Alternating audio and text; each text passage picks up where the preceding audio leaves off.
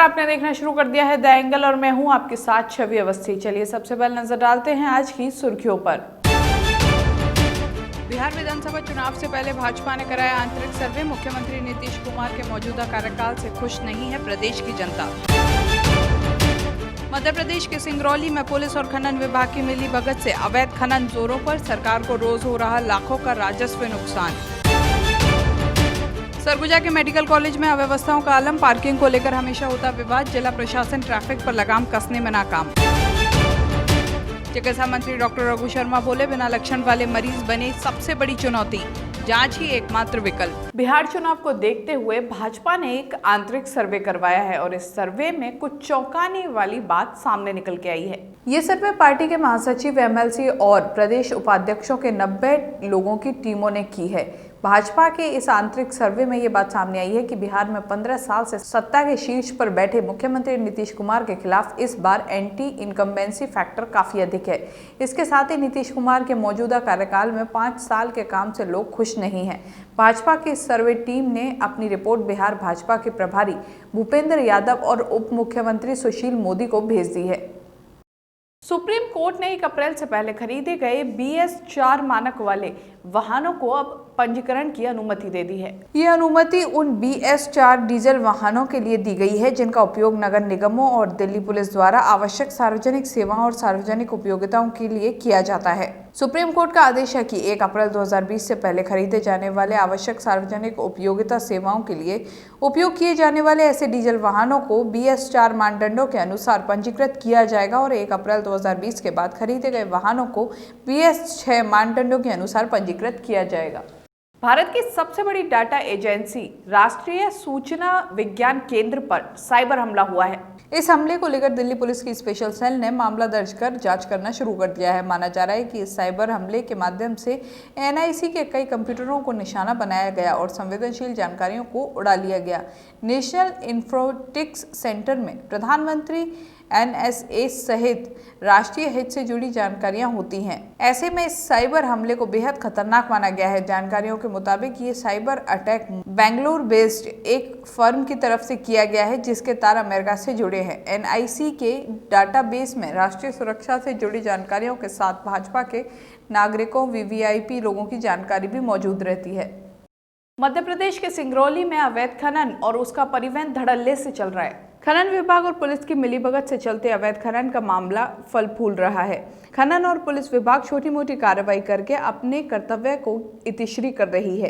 अवैध खनन के चलते राज्य सरकार को रोजाना लाखों रुपए का राजस्व का नुकसान हो रहा है। प्रशासन की लापरवाही का पूरा फायदा अवैध रेत खनन करने वाले उठा रहे हैं। चिनकी टोला से जमकर अवैध रेत उत्खनन परिवहन की जा रही है। खनिज विभाग के अधिकारी मौन बैठे हैं। चिकित्सकों के बाद ना खनिज और ना ही पुलिस विभाग इन पर कोई शिकंजा कस रहा है। यहाँ रोज सैकड़ों ट्रैक्टर बिना किसी रॉयल्टी या किसी शासकीय शुल्क चुकाए भरे जा रहे हैं। इनकी जानकारी खनिज विभाग के अधिकारी को है, लेकिन वो कोई कार्रवाई नहीं कर रहे हैं।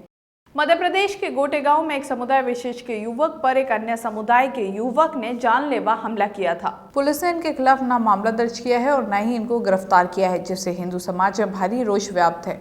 इसको लेकर विश्व हिंदू परिषद बजरंग दल ने एक ज्ञापन सौंपा है। हिंदू संगठनों ने चेतावनी दी है कि अगर 48 घंटे के भीतर अगर गिरफ्तारी नहीं होती है तो उग्र आंदोलन होगा, जिसकी जवाबदेही गोटेगांव पुलिस प्रशासन और SDM की होगी। इस मौके पर जिला विद्यार्थी प्रमुख अनुज परिहार, रामकुमार नामदेव, दीपक शर्मा सहित बड़ी संख्या में लोग मौजूद रहे।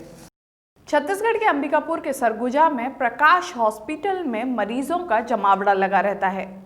मरीजों की भीड़ के चलते यहाँ पर ट्रैफिक जाम रहता है, जिससे आम लोगों को काफ़ी परेशानी झेलनी पड़ती है। बिगड़ती ट्रैफिक व्यवस्था को लेकर जब हमारी टीम प्रकाश अस्पताल के संचालक डॉक्टर मुकेश अग्रवाल से बात करना चाहा तो उन्होंने बात करने से साफ इनकार कर दिया और अपने मैनेजर को भेज दिया।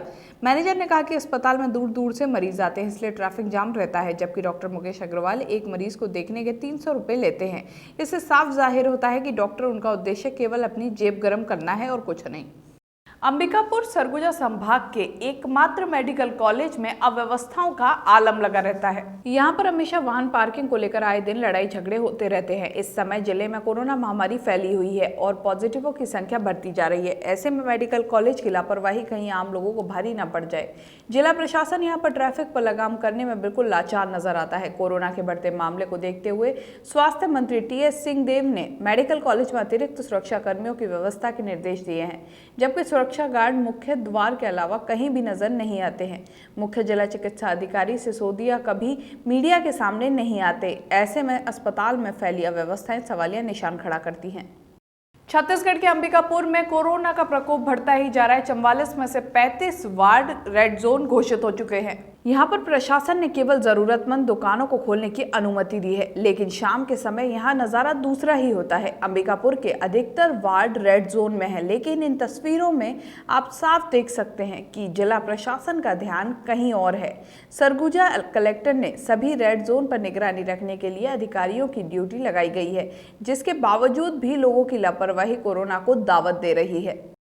राजस्थान में कोरोना के मामले लगातार बढ़ रहे हैं। इसी को देखते हुए राजस्थान सरकार लगातार कोरोना को नियंत्रित करने के लिए प्रयासरत है। कोविड-19 के बढ़ते मामलों पर चिकित्सा मंत्री डॉक्टर रघु शर्मा ने कोरोना महामारी से लड़ने के लिए आमजन को सावधानी बरतने की जरूरत होने की बात कही है। उन्होंने कहा है कि कोरोना से लड़कर और बचाव के तरीके अपनाकर ही कोरोना को हराया जा सकता है। डॉक्टर शर्मा ने कहा कि प्रदेश में कोरोना का पहला मामला 2 मार्च को सामने आया था। 6 महीनों के अंदर ही प्रदेश में आज करीब 1,10,000 लोग कोरोना पॉजिटिव हैं। चिकित्सा मंत्री ने कहा कि देश में आज रोज के करीब 1 लाख मामले सामने आ रहे हैं। यदि ये संख्या बढ़ती ही रही तो हम अमेरिका को भी पीछे छोड़कर नंबर 1 पर आ जाएंगे। स्वास्थ्य मंत्री ने कहा कि जिन मरीजों में लक्षण नजर आते हैं उन्हें चिन्हित करने में तो विभाग को कोई परेशानी नहीं है, लेकिन बिना लक्षण के मरीज आज सबसे बड़ी चुनौती बने हुए हैं। उन्हें पहचानने के लिए केवल जाँच ही एकमात्र विकल्प है। कोरोना महामारी को लेके राजस्थान सरकार पूरी सजग है और जिस ढंग से हमारे विभाग के अधिकारी इस महामारी से प्रदेश की जनता को बचाने के काम में जुटे हुए हैं, उसी का परिणाम है कि आज हमारे यहाँ जब से कोरोना पॉजिटिव केस 2 मार्च को आया पहला, आज हम सितंबर में चल रहे हैं, हमारे कुल पॉजिटिव केसेस की संख्या 1,10,000 के करीब है। पूरे कंट्री में जिस तरह पॉजिटिव केसेस बढ़ रहे हैं, लगभग 1 लाख पॉजिटिव केसेस हर रोज देश में बढ़ रहे हैं। हमारा देश पूरी दुनिया में दूसरे नंबर पे आ गया है और यही रफ्तार रही तो अगले 15-20 दिन में हम नंबर 1 हो जाएंगे पॉजिटिव केसेस की संख्या के दृष्टिकोण से। उसका असर राजस्थान में भी पड़ा है। पिछले 10-15 दिन से लगातार 1500, 1600, 1700, अब कल 1750 से भी ज़्यादा पॉजिटिव केसेस आए हैं। पॉजिटिव केसेस आना हमारी लापरवाही का परिणाम भी हो सकता है, क्योंकि बार बार हम लोग कह रहे हैं कि आप मास्क लगा के घूमिए, आप बार बार हाथ धोइए, 2 गज की दूरी बना के रखिए, समूह में एकत्रित मत होइए। जहाँ जहाँ लापरवाही हुई वहाँ पॉजिटिव केसेस की संख्या में बढ़ोतरी हुई है। राजस्थान हाईकोर्ट ने बंदरों की वजह से बढ़ रहे लोगों के साथ घटनाओं की वारदातों पर राज्य सरकार से जवाब तलब किया है। सीजे इंद्रजीत महंती की खंडपीठ ने यह आदेश महेश झालानी की जनहित याचिका पर दिया है। याचिका में कहा गया है कि कोरोना संक्रमण के कारण लोग अन्य वन क्षेत्र में नहीं जा रहे हैं। इसके कारण इन जगहों को रहने वाले बंदरों को भोजन नहीं मिल पा रहा है, वे इसकी तलाश में घूम रहे हैं। याचिका में दावा किया गया है कि भोजन की तलाश में शहर में 15,000 से अधिक बंदर आ गए हैं, जिसके कारण उनके लोगों को चोटिल करने की घटनाएं दुगनी हो गई हैं। ऐसे में राज्य सरकार को इनके आहार के लिए व्यवस्था करनी चाहिए और अलग से बजट जारी करना चाहिए। इस बुलेटिन में बस इतना ही। अगर आपको हमारा वीडियो पसंद आए तो हमारे चैनल को सब्सक्राइब करना ना भूलें। नमस्कार।